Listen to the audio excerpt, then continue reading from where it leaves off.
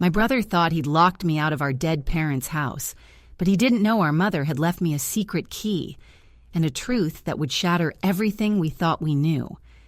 The scent of funeral lilies still clung to my coat, a cloying, sweet perfume of finality.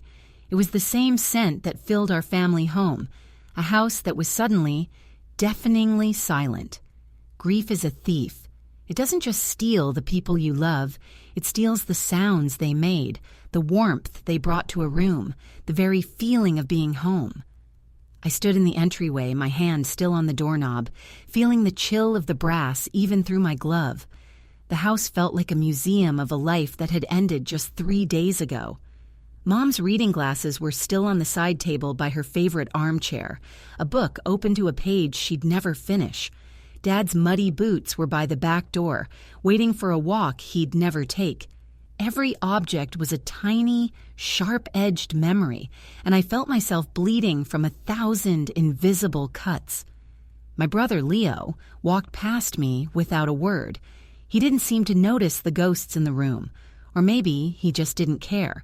He was 5 years older, and we'd been orbiting different suns for years. While I'd stayed close to home, helping Mom and Dad as they grew more fragile, Leo had been building a life and a portfolio in the city. He'd shown up for the funeral in a suit that probably cost more than my car, his face a mask of practiced solemnity that didn't quite reach his eyes. Now, back in the house, the mask was gone. He was all business. He ran a hand over the polished mahogany of the dining table, not with affection, but with the cool appraisal of an auctioneer. "We'll need to get this place cleared out quickly," he said, his voice echoing in the quiet. "The market's hot right now. We could get a great price if we list before the end of the month." I flinched as if he'd slapped me. "Leo, they were buried this morning. Can we just breathe for a minute?" He turned to me and his eyes were hard. "Breathe. Clara, breathing doesn't pay the bills. This house is the main asset in the estate. We need to be smart about this." "This isn't an asset, Leo. It's our home," I whispered, my voice cracking. I clutched the worn teddy bear I'd grabbed from my old bedroom, its button eyes the only witnesses to my spiraling despair. I had taken a leave of absence from my junior year of college to be here, to help them. I had no savings to speak of, no apartment in the city. This house, this room, was all I had left. "It was our home," he corrected, his tone sharp and final. "Now it's a property. I've already spoken to a realtor. They want to come and take photos on Friday." My head snapped up. "Friday? That's 2 days from now. Leo, all their things are still here. My things are still here. Where am I supposed to go?" A flicker of something annoyance maybe crossed his face. "Honestly, Clara, you're 22. It's time you stood on your own 2 feet. You can't just live here forever." "I wasn't planning on living here forever," I cried, the tears I'd been holding back finally breaking free. "But I thought I'd have more than 2 days to figure my life out after our parents just died." He sighed, a long, impatient sound. He walked over to the hallway and picked up my duffel bag, the one I'd barely unpacked since coming home for the last time. He then went upstairs. I heard him rummaging around in my room for a few minutes before he came back down, carrying my laptop bag and my winter coat. He dropped them at my feet. "I'm the executor of the will, Clara.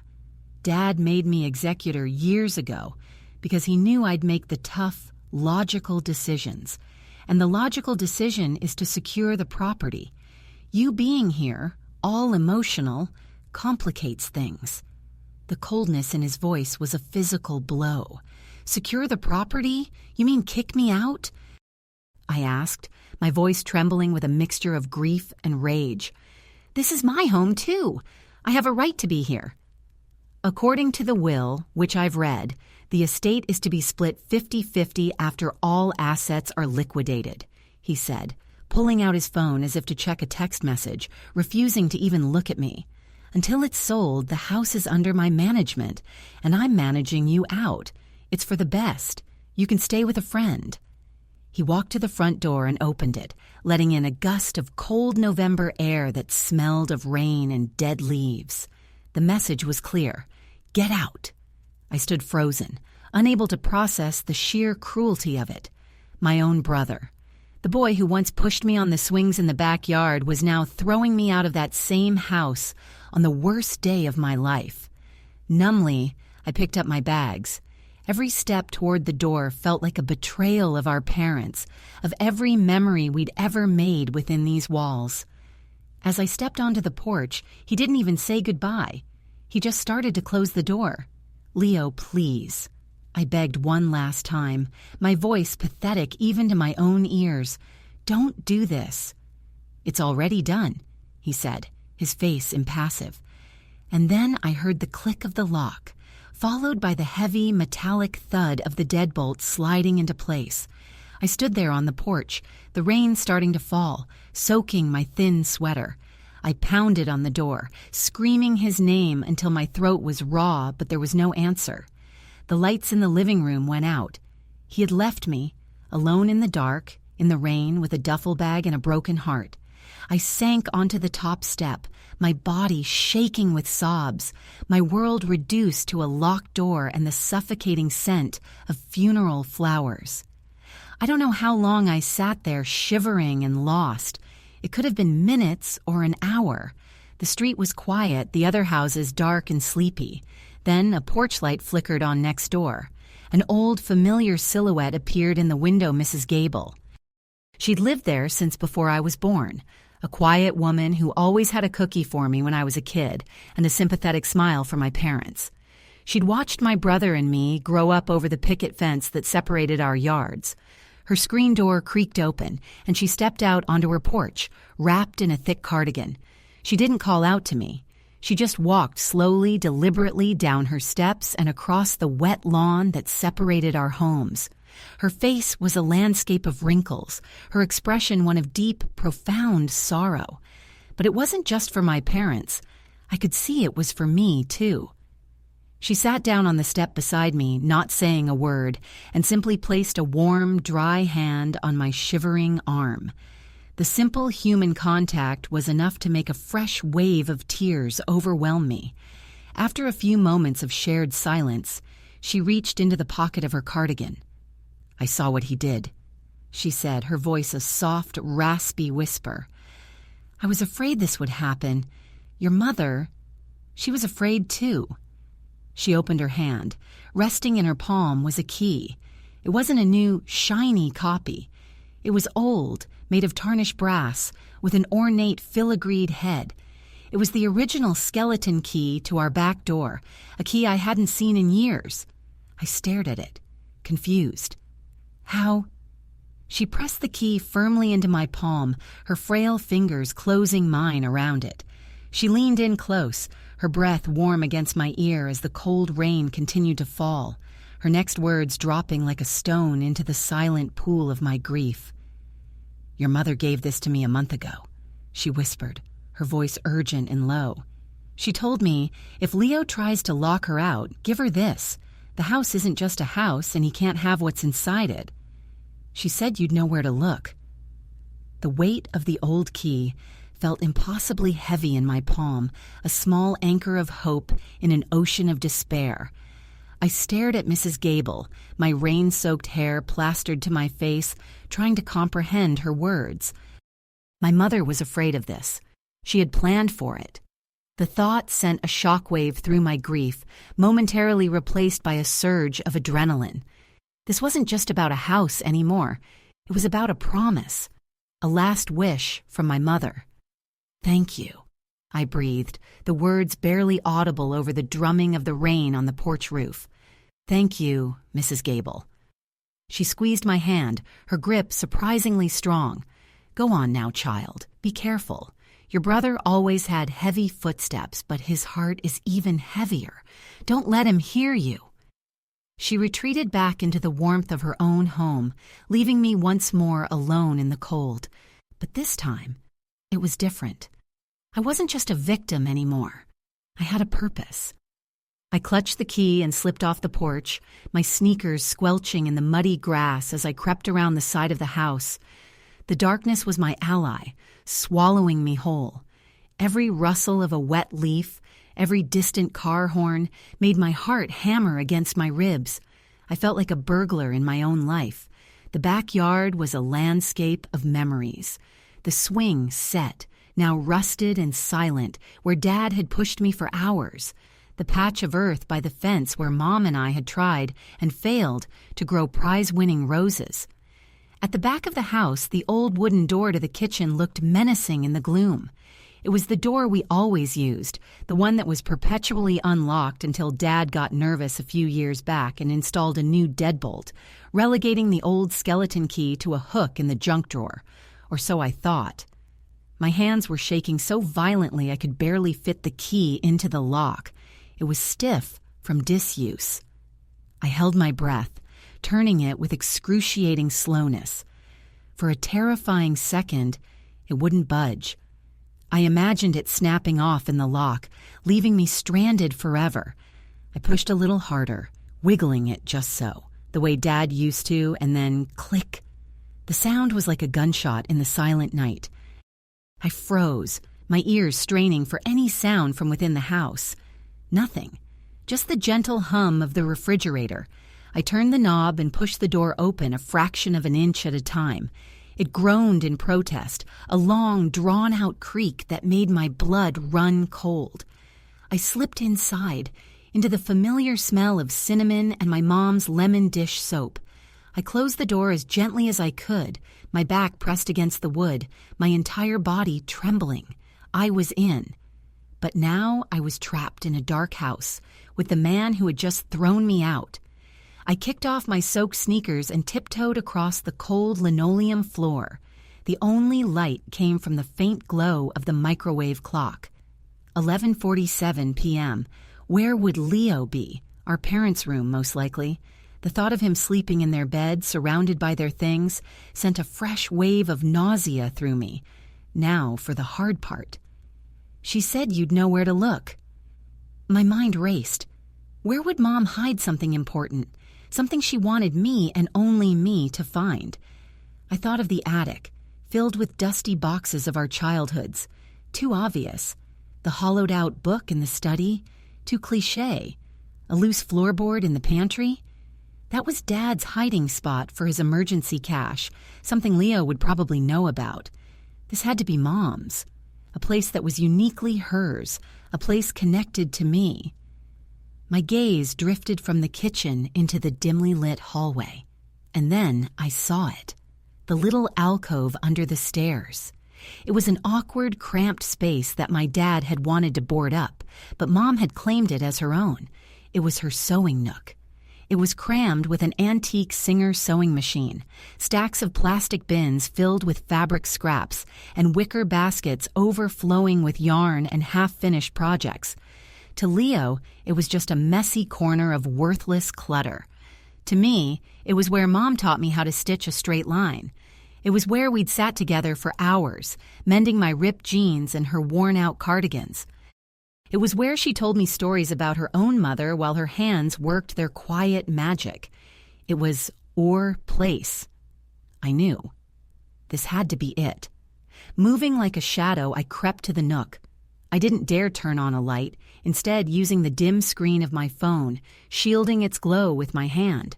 The familiar scent of fabric and machine oil filled my nostrils, and for a heart-stopping moment, I felt like she was right there with me. I scanned the messy shelves, the piles of patterns, the pincushions bristling with needles. What was I looking for? A box? A letter? My eyes landed on a sturdy brown shoebox tucked away behind a basket of quilting squares. It was labeled in my mother's neat, curling handwriting, "Vintage Lace." I remembered that box. It was where she kept the most delicate, precious scraps from my grandmother's wedding dress and other family heirlooms. Leo wouldn't have given it a second glance. My fingers trembled as I lifted the lid. Inside, just as I remembered, were layers of yellowed, fragile lace wrapped in tissue paper. It seemed I was wrong. It was just a box of old fabric. Disappointment washed over me, cold and heavy. Was this a wild goose chase? Had I risked everything for nothing? But something felt off. The box felt heavier than it should. I carefully lifted the top layer of lace, and there, nestled at the bottom, was a thick, sealed manila envelope. It wasn't addressed to anyone. It was simply sealed with a blob of dark red wax, stamped with my mother's favorite seal, a tiny, intricate hummingbird. My breath caught in my throat. This was it. This was what she'd hidden. My hands were slick with nervous sweat as I broke the seal and carefully pulled out the contents. There were 2 things inside. The first was a sheaf of papers, folded in thirds, bound with a ribbon. I unfolded them. The top page read in stark official lettering, "Last Will and Testament." But this was dated only 4 months ago. The will Leo had mentioned at the funeral home, the one making him executor, had been written 10 years ago. He had an old will. This was the real one. My eyes scanned the first page, my heart pounding a frantic rhythm against my ribs, and then I saw the clause that made the world tilt on its axis.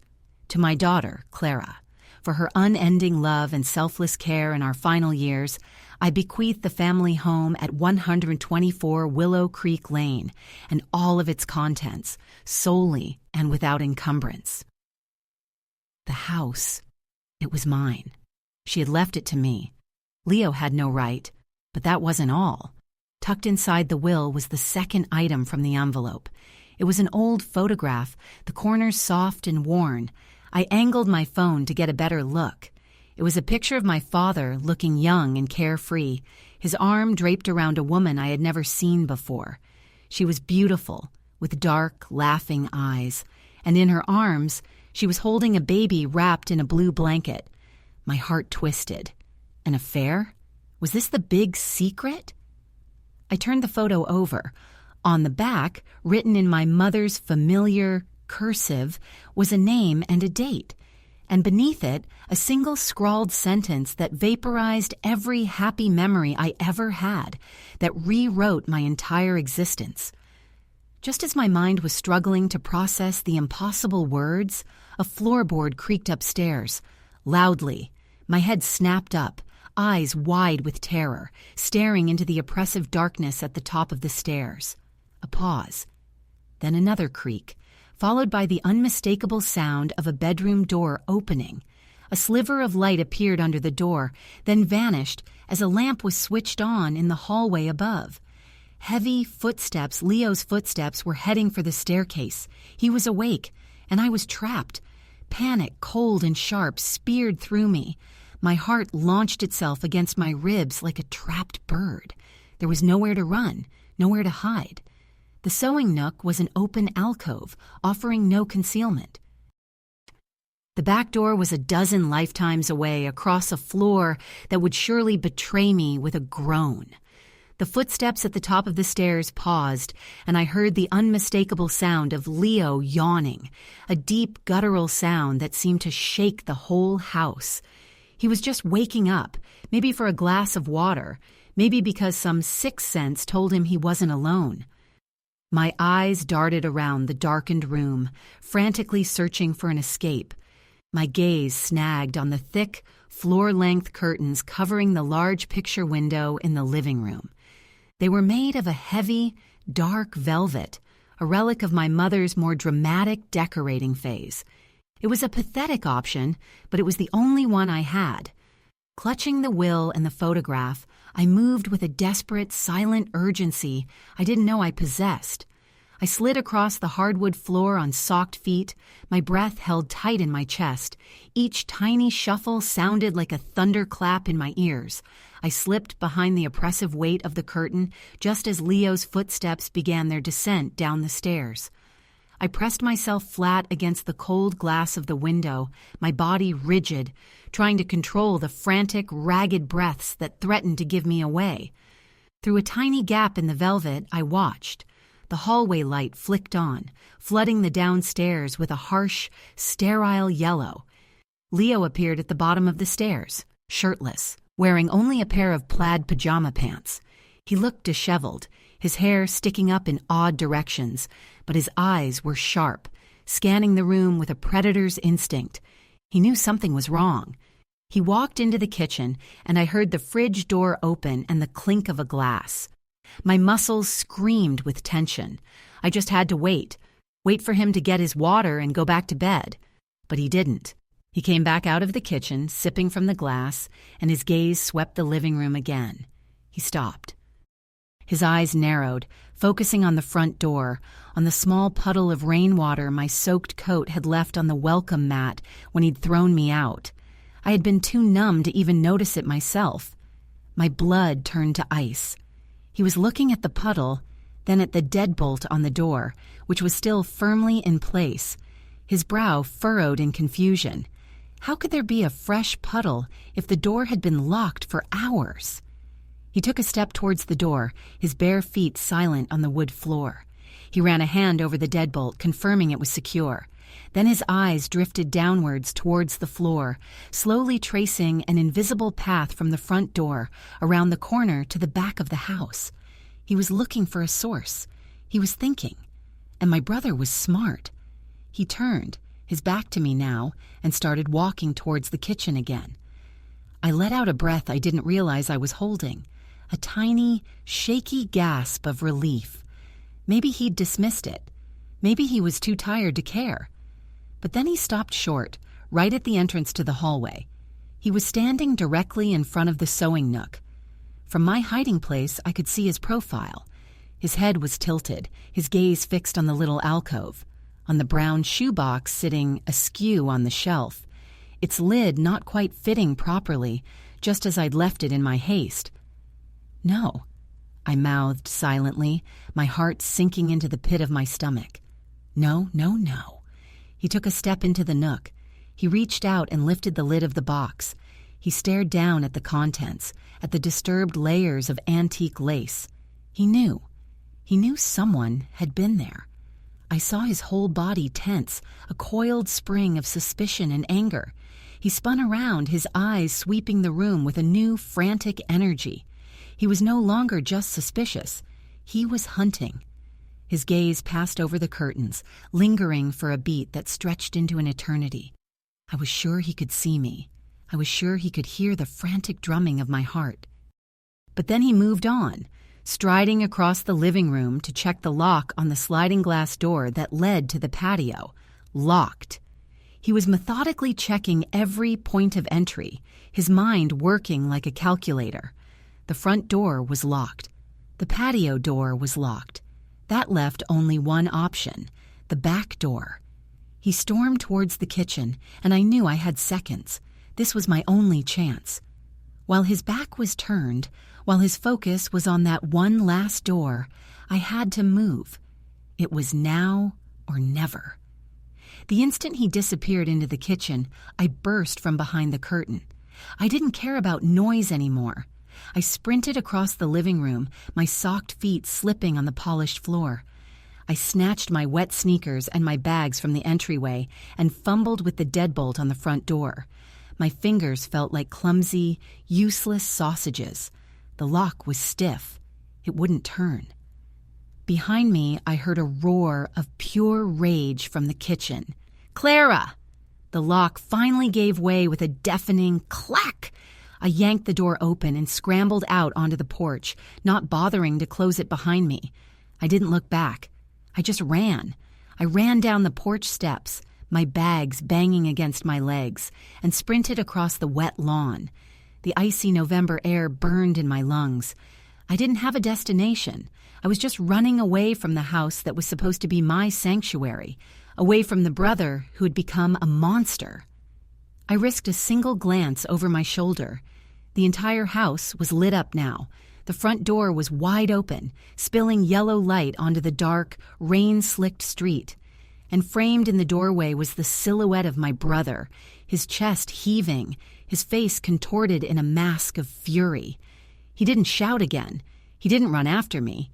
He just stood there watching me, a silent, menacing statue. And in that moment, I knew this wasn't just about a house or an inheritance. This was about something much darker, something hidden in the photograph now clutched so tightly in my hand that my knuckles were white. The words written on the back burned in my mind, a brand of poison that changed everything.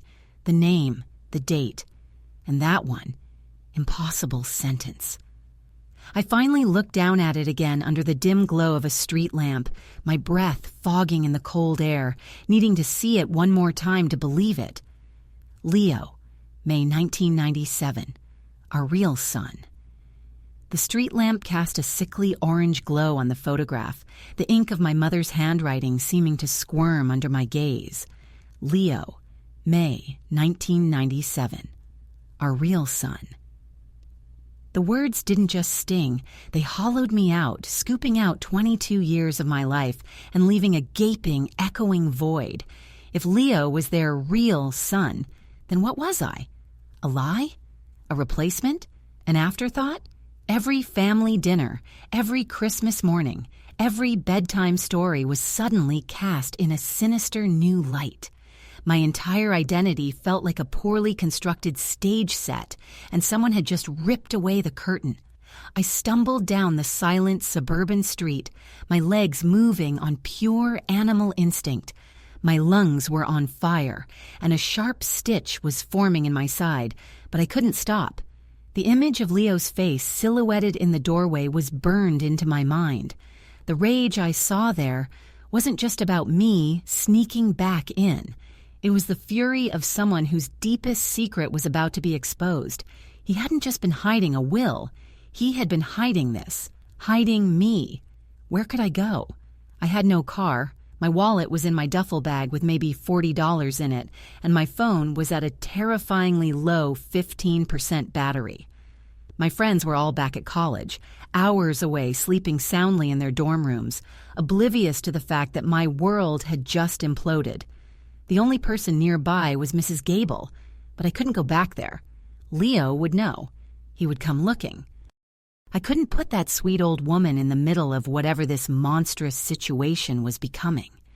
A shabby 24-hour diner at the end of the block beckoned, its neon sign flickering like a dying heartbeat. Oak Grill. It was a beacon of warmth and light in the cold, oppressive darkness. I pushed through the glass door, the jingle of a small bell announcing my pathetic arrival. The place smelled of stale coffee and bacon grease. A tired-looking waitress with a beehive hairdo glanced up from her crossword puzzle, gave me a once-over, and then mercifully looked away, deciding I wasn't her problem. I slid into a cracked vinyl booth in the back corner, shoving my damp bags beside me. My hands were still shaking, and I laid the will and the photograph on the grimy Formica tabletop, staring at them as if they were alien artifacts. The photograph was the key. Leo, May 1997. I was born in March of 2000. He was already almost 3 years old, but that didn't make any sense. My parents' story, the story I'd been told 100 times, was that they had struggled with infertility for years. They'd all but given up hope when, miraculously, they had Leo. Then, another miracle. I had come along 3 years later. But this photograph, this woman with the laughing eyes who was not my mother, it told a different story. And the inscription, our real son. Was it possible? Were my parents the kindest, most decent people I knew, capable of such a monumental deception? I needed to think. I needed more information. The will was my shield, the legal document that gave me power, but the photograph was the sword. It was the truth, and I had a sickening feeling that the truth was the only thing that could protect me from my brother now. I smoothed out the new will on the table, my eyes scanning the legal jargon. It was drafted by a law firm I'd never heard of, Hawthorne and Finch. Worse, a quick search on my dying phone revealed they were located in the next town over, a 45-minute walk away. They wouldn't be open now, but it was a start. This Mr. Hawthorne or Mr. Finch was my only link to understanding what my mother had done. As I was about to put the documents away, I noticed something I'd missed in my panic. Tucked into the fold of the last page of the will was a small, flat, old-fashioned brass key. It was much smaller than the house key, more ornate, the kind you'd use for a jewelry box or a diary. Taped to it was a tiny, folded piece of paper. My fingers, clumsy with cold, carefully peeled it off and unfolded it. Written in my mother's hand was a single address and a number: First National Bank, 14 Main Street, Box 314, a safety deposit box. My heart started to pound again, this time with a frantic, desperate hope. She had left me more answers, more ammunition. Everything I needed had to be in that box. The bell on the diner door jingled again. I instinctively flinched, my whole body tensing as I looked up, half expecting to see Leo's furious face. But it was just a truck driver, lumbering in for a late-night coffee. I let out a shaky breath and quickly gathered the papers and the photograph, shoving them deep into my laptop bag. I zipped it up tight, my movements furtive and paranoid. I had a plan now. A fragile, desperate plan, but a plan nonetheless. I would wait here until morning, nurse a single cup of coffee, and try to charge my phone. At 9 a.m., I would be at that bank when it opened. Then I would go to the lawyer's office. I would piece this together. The night crawled by at a glacial pace. I bought a coffee with loose change and plugged my phone into a sticky outlet under the table. I watched the minutes tick by on my screen, each one feeling like an hour. I couldn't sleep. Every time I closed my eyes, I saw Leo's face, then the smiling face of the woman in the photo, then my mother's face, her expression unreadable. I dozed off in fits and starts, my head jerking up at every sound, my hand clutching the strap of my bag. Finally, at 8:30 a.m., the gray, watery dawn had broken. I left the diner and started the long walk to Main Street. The town was just waking up, cars beginning to fill the streets, people hurrying to work. I felt invisible, a ghost haunting the edges of their normal lives. My grief for my parents was a raw, open wound, now infected with the poison of betrayal and fear. The First National Bank was an old, imposing building with granite columns and a revolving door. I felt small and insignificant as I walked in. I approached a young teller with a practiced, friendly smile. "Hi," I said, my voice hoarse. "I need to access a safety deposit box. It was my mother's. She passed away." The teller's smile faltered, replaced by a look of practiced sympathy. "Of course. I'm so sorry for your loss. Do you have the key? And are you listed on the account?" "I have the key," I said, placing it on the counter. I don't know if I'm listed. Her name was Eleanor Vance." The teller typed the name into her computer. She frowned. "I do see an Eleanor Vance here, but the box isn't solely in her name. It's a joint account." My heart sank. Of course. It would be in both my parents' names. I explained that my father had passed away as well and that I was their daughter, Clara. The teller's frown deepened. "I'm sorry, Ms. Vance, but you're not listed as a joint owner or a beneficiary on this box. The only other name on the account, the only other person who can access this box, is the joint owner." A cold dread, heavier and more profound than anything I had felt before, began to creep up my spine. I leaned forward, my palms flat on the cool marble of the counter. "Who?" I whispered, already knowing the answer but needing to hear it, needing to confirm the final devastating piece of the puzzle. "Who is the other owner?" The teller turned her screen slightly, her voice dropping to a professional, apologetic murmur. "According to our records, the only other person with access to Box 314 is a Mr. Leo Vance." Of course. The name hit me like a physical blow, knocking the wind from my lungs. Leo. Of course it was Leo. My mother, in her careful planning, in her desperate attempt to arm me, had overlooked one critical detail. Or perhaps she hadn't. Perhaps she had added his name to the box years ago, in a different lifetime, when he was just her son and not a threat, and in her final, frantic days, she had forgotten or hadn't had the chance to remove him. Whatever the reason, the result was the same. The answers I so desperately needed were locked away, and my brother held the other key. Is there any other way?" I asked, my voice thin and reedy. I have her will. I'm the executor of her estate. I was bluffing, grabbing at straws.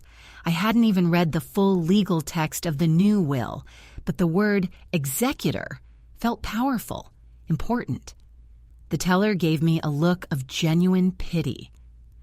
For a safety deposit box, the rules are very strict. It's about ownership, not executorship. Without a court order, only the listed owners can gain access.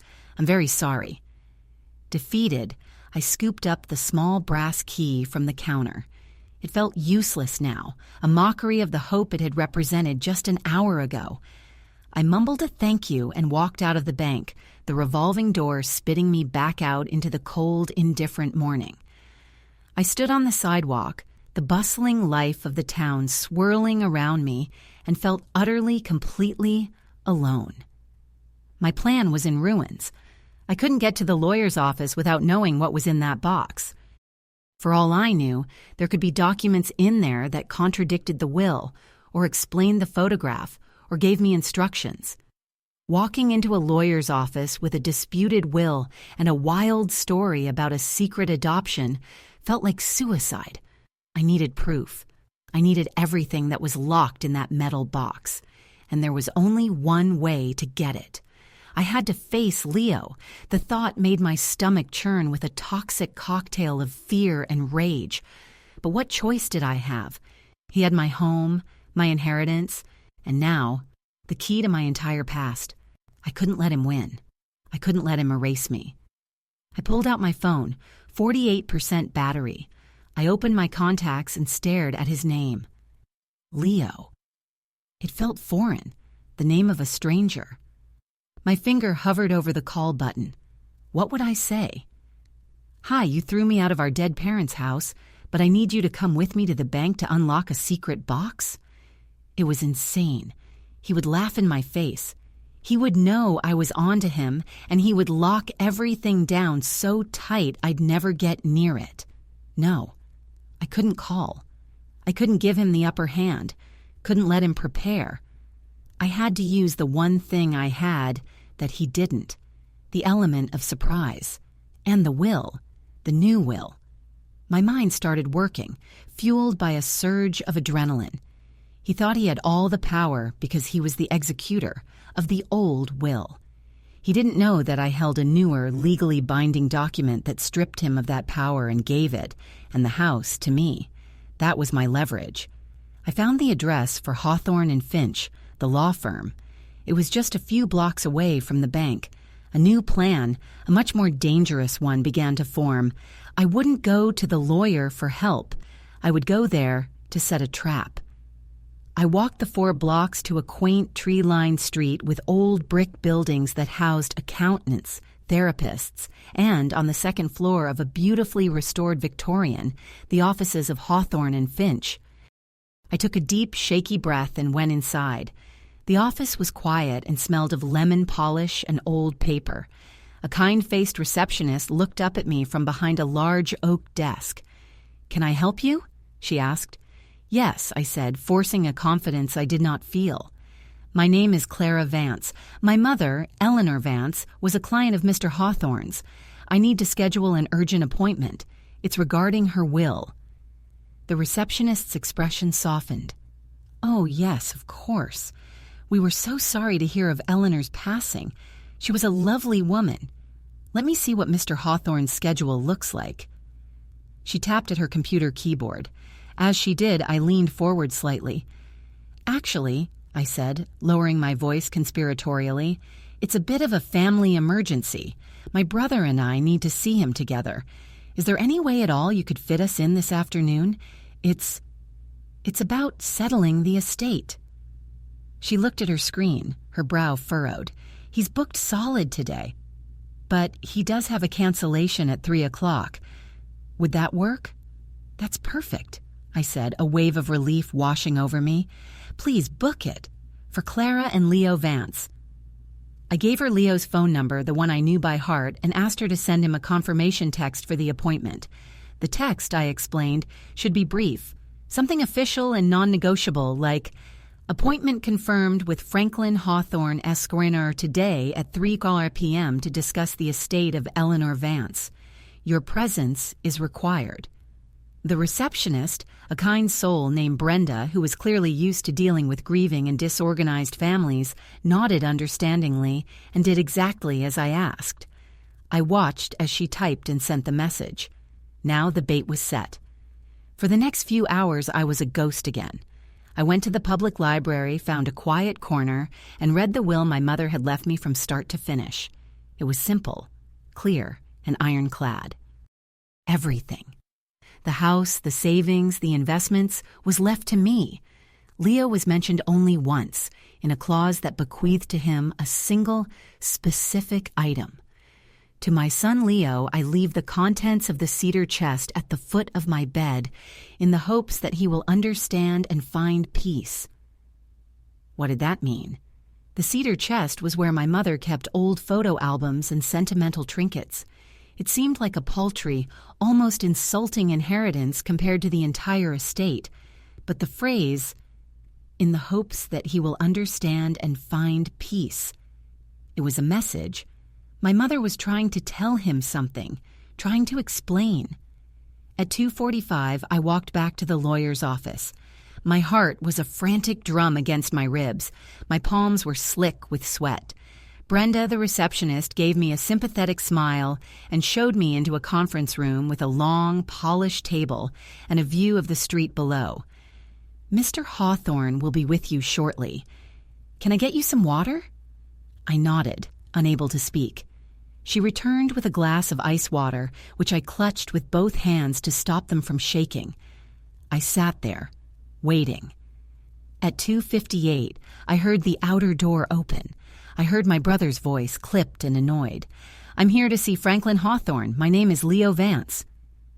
Brenda's polite murmur followed, and then the door to the conference room opened. Leo walked in. He was wearing the same expensive suit from the funeral. When he saw me sitting at the table, he stopped dead. His face, which had been set in a mask of arrogant impatience, morphed into one of pure, venomous shock. "What are you doing here?" he hissed, his eyes narrowing. "Hello, Leo," I said, my voice surprisingly steady. "We need to talk." "I have nothing to say to you," he spat, turning to leave.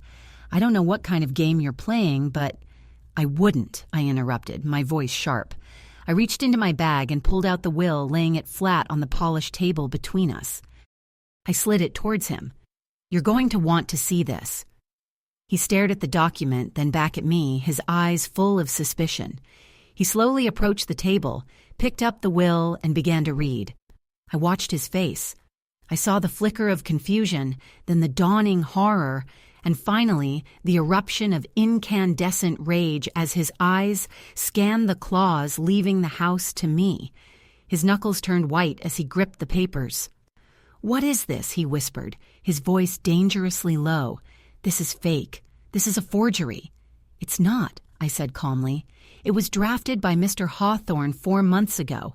It's the last legal will and testament of Eleanor Vance, and it makes me the sole heir and executor.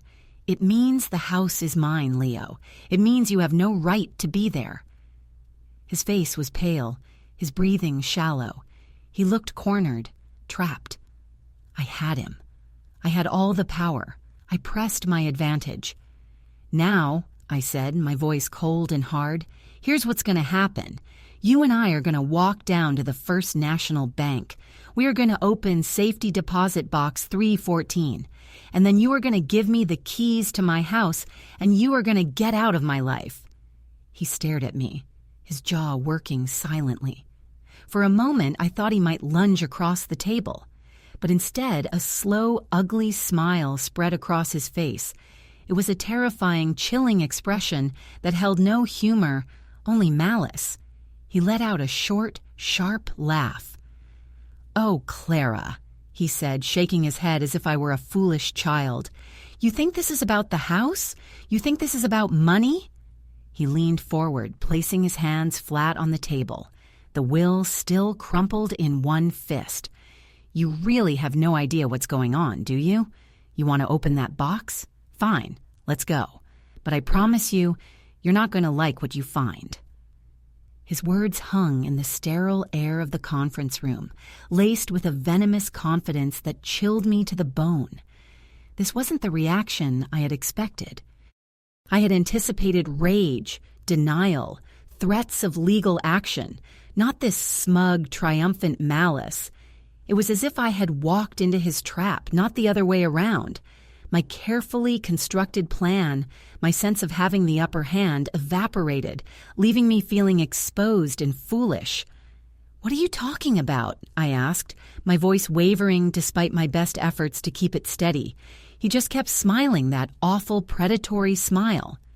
"Let's go to the bank, little sister. School's in session." He turned and walked out of the conference room without another word.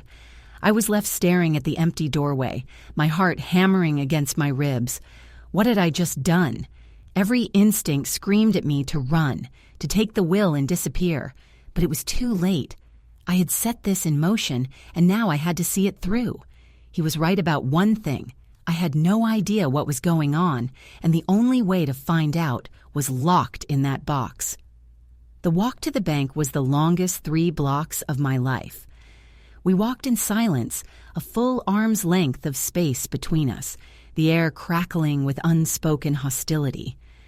I was acutely aware of every person we passed, of the cheerful normality of the day that felt like a personal insult. Leo walked with a purposeful stride, his head held high, looking for all the world like a successful businessman on his way to a meeting.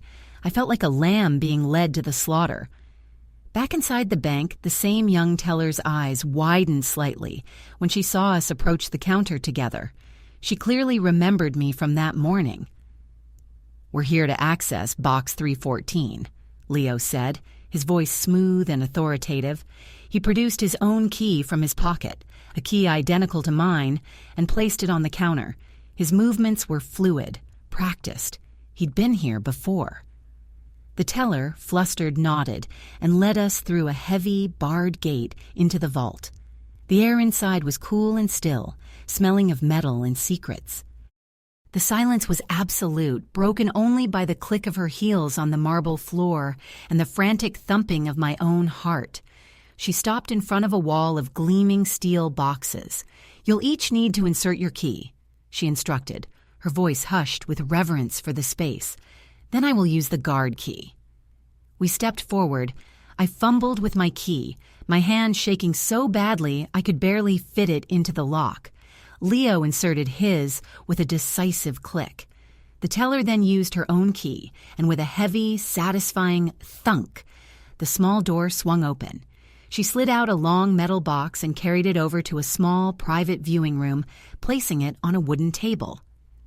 "Take as much time as you need," she said, and then she closed the door, leaving Leo and me alone with our family's Pandora's box. For a long moment, neither of us moved. We just stood on opposite sides of the table, staring at the gray metal container.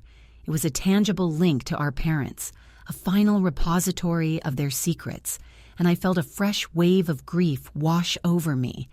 I wished, more than anything, that they were here, that none of this was happening. Leo was the one who broke the silence. He gestured towards the box. "After you," he said, his voice dripping with false courtesy. My hands trembled as I reached for the lid. It was surprisingly light. I lifted it off and set it on the table. Inside, it was neatly organized. There were stacks of official-looking documents, old passbooks, and a few small velvet jewelry pouches. But my eyes were immediately drawn to the 2 large sealed manila envelopes that lay on top. One had my name, Clara, written on the front in my mother's handwriting. The other, identical envelope, was labeled Leo. My breath hitched. She'd left us letters, an explanation. I reached for my envelope, but Leo's hand shot out and covered mine, his grip like a vice. His fingers were cold and strong. Ah, he said, his smile returning. "Let's not get ahead of ourselves. Let's look at the other things first, the important things." He released my hand and began to rummage through the box, his movements efficient and methodical. He ignored the jewelry and the letters, pushing them aside. He pulled out a thick file folder. "Birth certificates," he announced, opening it. He pulled out 2 documents. One was his. Leo Michael Vance, date of birth, May 12, 1997. The other was mine. Clara Ann Vance, date of birth, March 2, 2000. Everything looked normal, official. "See?" he said, tapping his own certificate. "Official, legitimate." He slid it back into the folder. Then he picked up mine. He held it up to the light, then pulled a small, high-intensity keychain flashlight from his pocket and shined it through the back of the paper. "But you," he murmured, a note of cruel discovery in his voice. "Let's take a closer look at yours, shall we?" He angled the light just so and pointed to the watermark embedded in the paper. "A real birth certificate from this county has the state seal as a watermark, but yours, what is that? It's just a generic eagle. It's a high-quality forgery, Clara, very high quality, but fake nonetheless." My mouth went dry. I stared at the document, the proof of my own existence, and felt the floor drop out from beneath me. What are you saying?" "I'm saying you're not Clara Ann Vance," he said, tossing the certificate onto the table. It slid to a stop in front of me. "In fact, you're not even a Vance, and you weren't born on March 2nd, 2000. He reached back into the box and pulled out another document, this one old and yellowed, creased from years of being folded. He spread it out on the table. It was a birth certificate, but the name on it wasn't mine. Baby Girl Doe. Date of birth, February 28, 2000. The place of birth was a small rural hospital 3 states away. There were no parents listed, just the name of the hospital and the attending physician. "This is you," Leo said softly, his voice devoid of all emotion. "Abandoned at birth. A Jane Doe. Our parents. Our real parents. They heard about you through a private adoption network, a very, very private one. The kind where paperwork gets lost. They took you in. They gave you a name. They forged these documents to make you theirs, to make you a part of our family." He paused, letting the words sink in, letting them dismantle my entire life. He watched me, his eyes cold and clinical, as if observing a fascinating science experiment.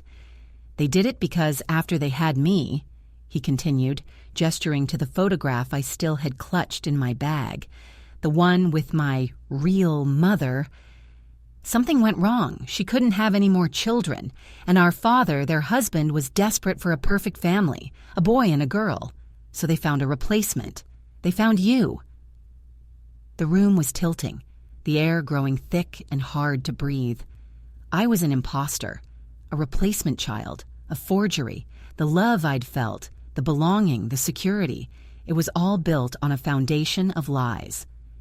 "So you see," Leo said, his voice dropping to a near whisper, "that will you're so proud of? It's worthless. It leaves everything to my daughter, Clara Vance. But Clara Vance doesn't exist. Legally, you are nobody. You have no claim to the name, no claim to the house, no claim to anything. It all defaults to the next of kin, the only real next of kin." He tapped his chest. "Me. He had me. He had won. The will was my only weapon, and he had just rendered it useless.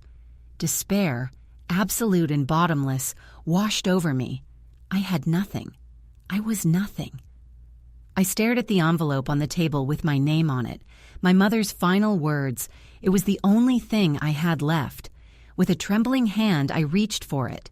This time, Leo let me.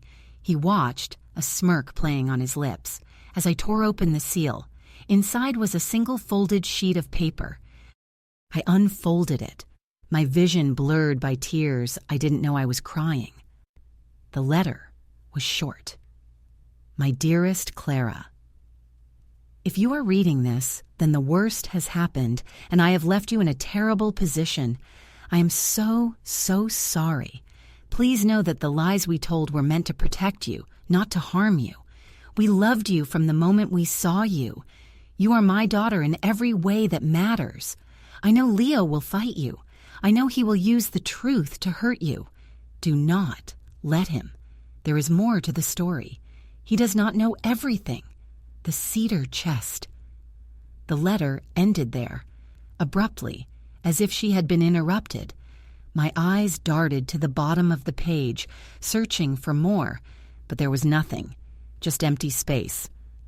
I turned the page over. It was blank. "What a touching sentiment," Leo sneered. "Too bad it's not legally binding." He reached over and picked up his own envelope, tearing it open with a casual, dismissive flick of his wrist.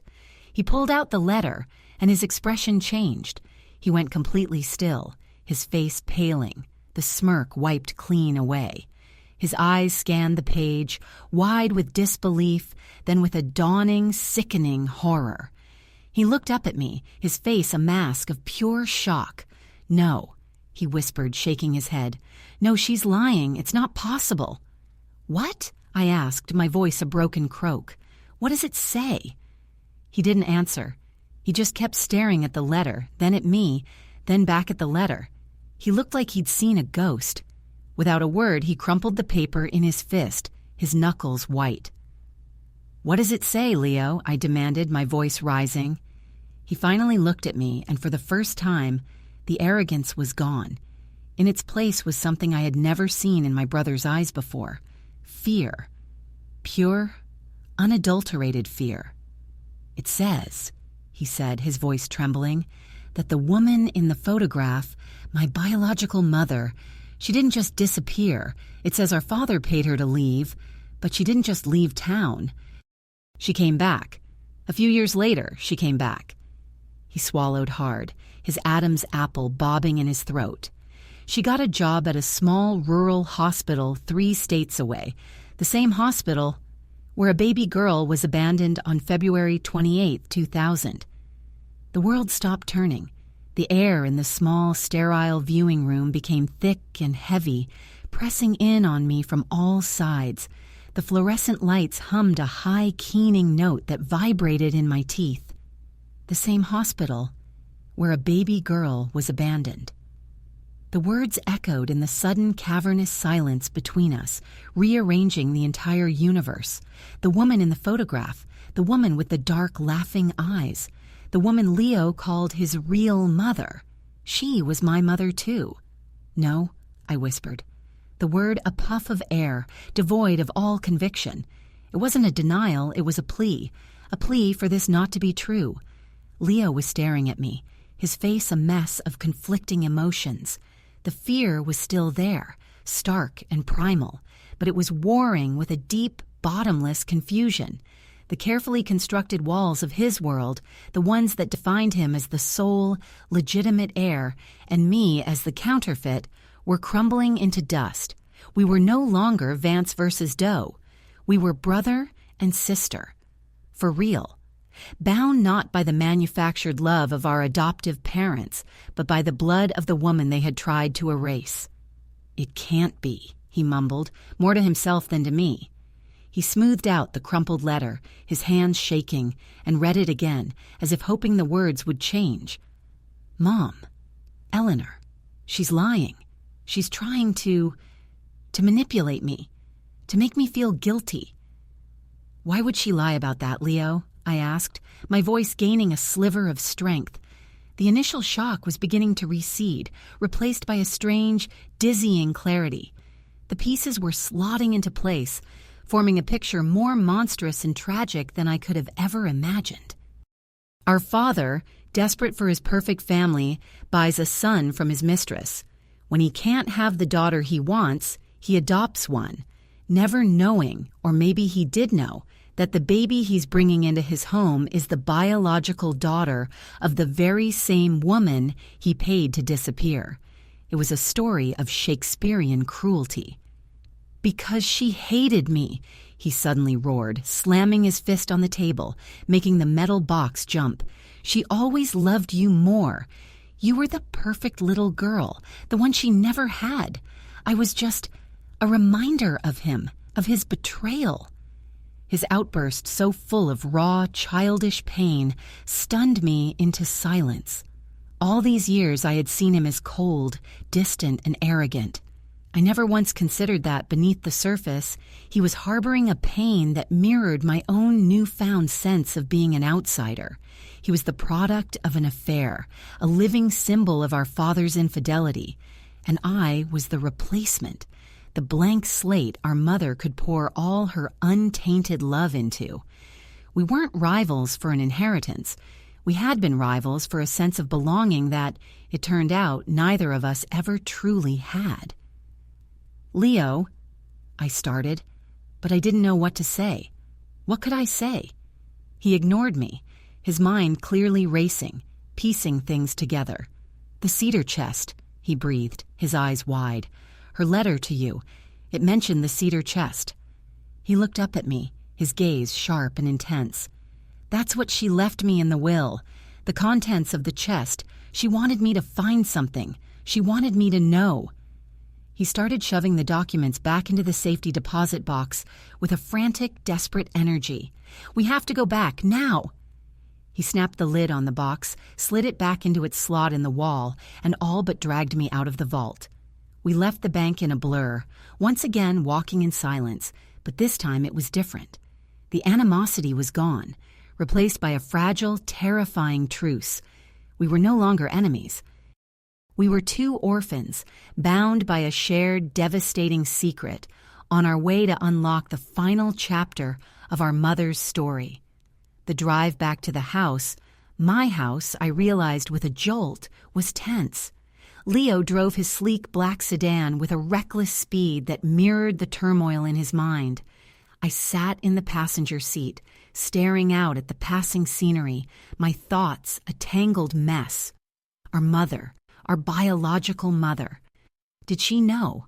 Did she abandon me at that hospital, knowing that our father's family might find me? Or was it all a horrible cosmic coincidence? When we pulled into the driveway, the house looked different. It was no longer just the backdrop of my happy, fabricated childhood. It was a crime scene, a mausoleum of lies. Leo unlocked the front door and we stepped inside. The scent of funeral lilies had finally faded, replaced by the musty smell of a house left empty. He didn't hesitate. He strode past the living room, up the stairs, and went straight to our parents' bedroom. I followed a few steps behind, my heart pounding a slow, heavy rhythm. The room was just as they'd left it. The bed was neatly made, my father's slippers were tucked underneath, and a romance novel lay face down on my mother's nightstand. At the foot of the bed was the cedar chest. It was a beautiful, dark wood box with intricate carvings, a family heirloom that had belonged to my mother's grandmother. It was where she kept her most precious memories. Leo knelt before it. He ran a hand over the lid, his touch surprisingly gentle. "I used to try and pick this lock when I was a kid," he said, his voice quiet. "She always kept it locked. Said the things inside were for when we were older." He lifted the lid. It wasn't locked. Eleanor had left it open for him. For us. The chest was filled with photo albums, neatly labeled by year. But there was something else, tucked underneath the heavy books. It was a small, leather-bound journal. Leo lifted it out. It was my mother's diary. He opened it to the last entry, a page bookmarked with a pressed flower. His breath hitched. He didn't read it aloud, he just handed it to me.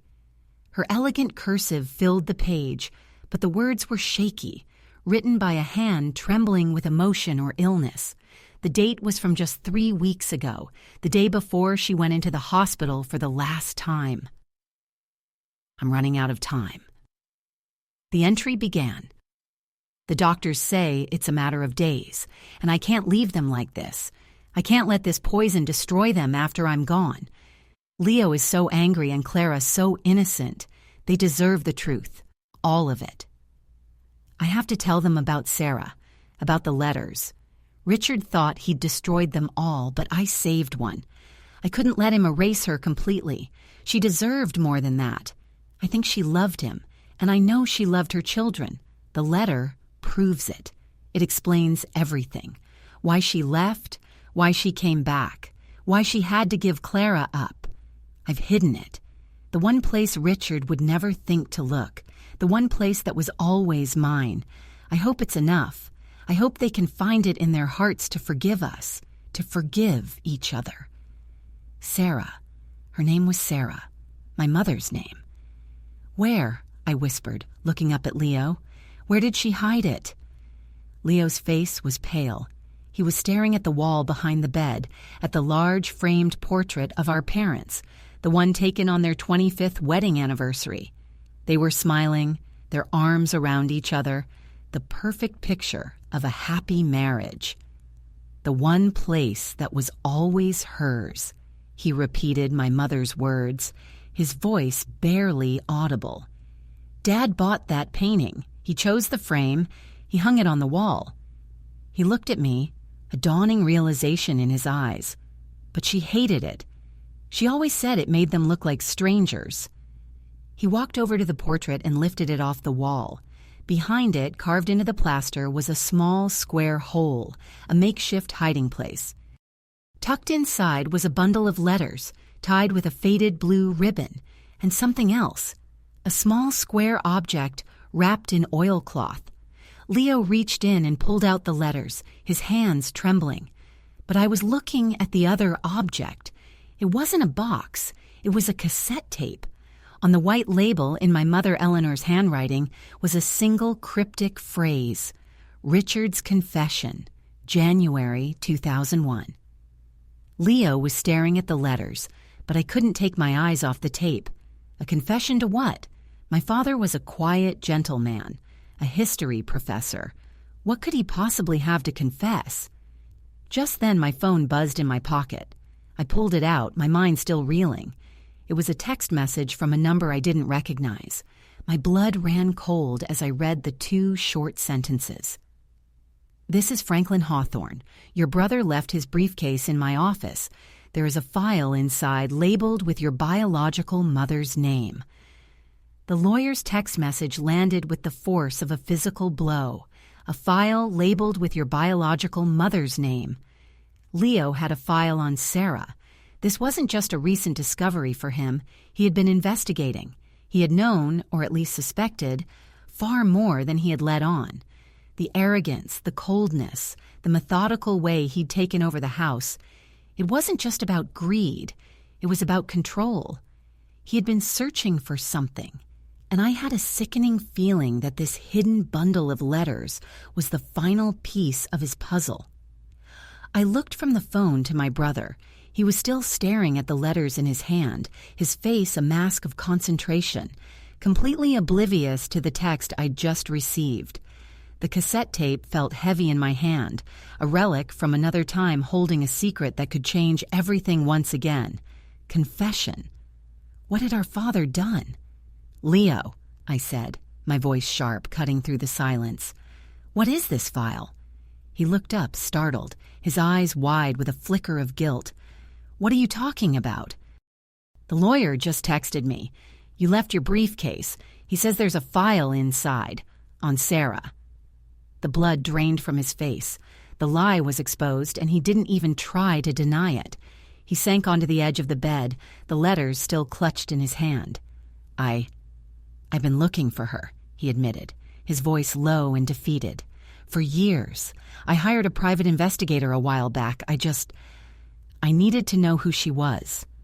I found out she died. A car accident about 10 years ago.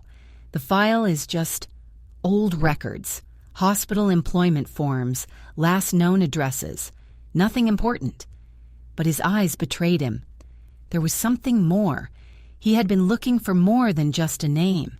He had been looking for a reason, an explanation for the coldness he'd felt his whole life, the sense of being a transaction rather than a son. Let's read the letters, I said, sitting down beside him. The anger I'd felt a moment ago dissipated, replaced by a profound sadness. We were both just damaged children, trying to make sense of the wreckage our parents had left behind.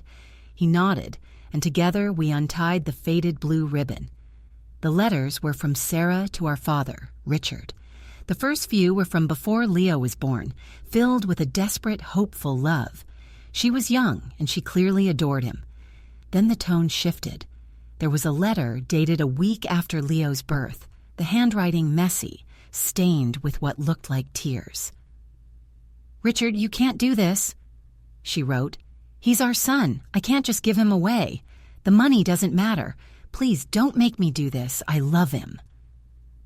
The next letter was dated 5 years later. It was from the town where I was born. "I know I promised I would stay away," Warson, it read. "But I had to see him. I saw him in the park with your wife. He looks just like you. He looks happy. I suppose that's all that matters. I'm trying to move on. I'm working at the local hospital now. It's a quiet life." "Something has happened, Richard. I'm pregnant. It's not yours. Don't worry. But I'm alone, and I'm scared. I don't know what to do." The final letter was the most devastating. It was written on hospital stationery, dated the day after I was born. "Her name is Clara. She's beautiful. But I can't keep her. The father is gone, and I have nothing. I can't give her the life she deserves. I see how you look at Leo with so much love and pride. You and your wife. You can give a child everything. I'm going to leave her here at the hospital. There are good people here. Someone will find her. Someone will give her a home. It's the only way. Please don't try to find me again. This is my final goodbye." Tears streamed down my face as I read the words of the mother I never knew. She hadn't abandoned me out of cruelty. She had left me out of a desperate, heartbreaking love. "She thought someone else would adopt you," Leo whispered, his voice thick with emotion. "She had no idea it would be them." But what about the confession? My gaze fell to the cassette tape. What had our father done that was so terrible he needed to confess it? I looked around the room and saw an old boombox on my mother's dresser, a dusty relic she used for listening to audiobooks. "We need to listen to this," I said. Leo nodded numbly. I put the tape in the player and pressed the button. The speakers hissed with static, and then a voice filled the room. It was our father's voice, but it was strained, choked with a grief so profound it was almost unrecognizable. "It's my fault," he began, his voice cracking. "It's all my fault. Sarah, she called me after she wrote that last letter. She was having second thoughts. She was going to come back for the baby, for Clara. She asked for my help, just a little money to get back on her feet so she could keep her daughter." He took a long, shuddering breath. "But I was selfish. I was a coward. We had just started the adoption process for a baby girl we'd found through the agency, a baby girl who turned out to be her. I saw my chance for a perfect family, and I took it. I told her no. I told her to stay away, that the baby was better off. I told her I would get a restraining order if she ever came near my family again. I broke her heart. And then, 2 days later, the police called. She'd driven her car off a bridge. They said it was an accident, that the roads were icy. But I know I'm the one who killed her." The tape ended. The only sound in the room was the soft whirring of the cassette player and our own shattered breathing. My biological mother hadn't died 10 years ago. She had died a few days after I was born. Our father had lied. Leo's private investigator had been given a false lead. Our father had pushed Sarah to her death with his cruelty and then, consumed by guilt, had adopted me, her child, perhaps as a twisted form of penance. Eleanor, our mother, had lived with these secrets, protecting her husband, protecting her children, trying to hold a broken family together with love and lies. Leo slowly stood up and walked over to the cedar chest. He reached inside and pulled out the old photo albums. He opened one to a picture of him and me as kids, building a snowman in the backyard. I was maybe 5. He was 8. He had his arm around me, and we were both grinning at the camera, our faces flushed from the cold. "I remember this day," he said softly. "I hated that you were better at rolling the giant snowballs than I was." A small, sad smile touched his lips. "All this time, I felt like you had stolen something from me. My place, my parents' love. But you didn't steal anything. They gave it to you. And I was too angry to see that Eleanor, she was trying to love us both, in her own way. He looked at me, his eyes clear for the first time. The anger was gone. The greed was gone. All that was left was a deep, shared sorrow. "The house is yours, Clara," he said. "The will is clear. It's what she wanted."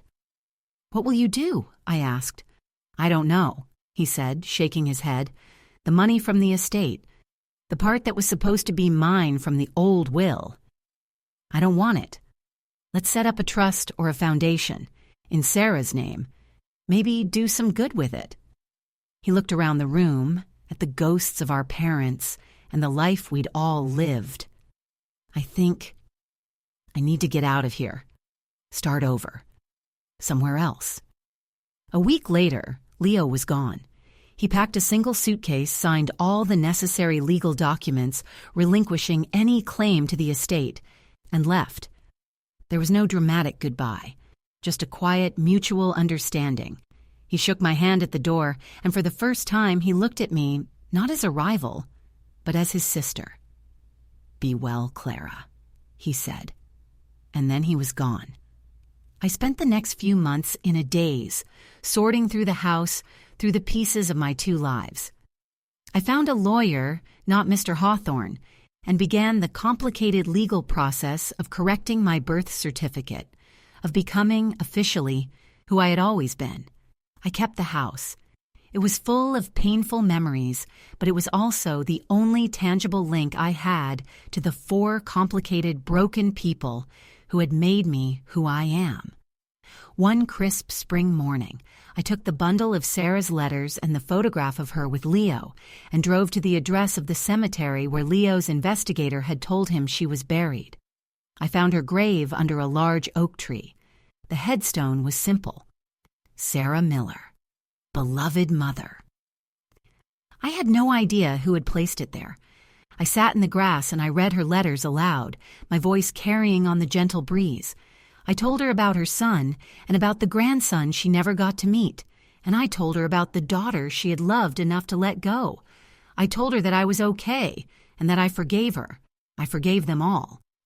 As I left, I felt a sense of peace settle over me, a quiet acceptance. My story wasn't the one I had been told, but it was mine. It was a complicated, messy, and tragic story, but it was real. And in the end, that was all that mattered.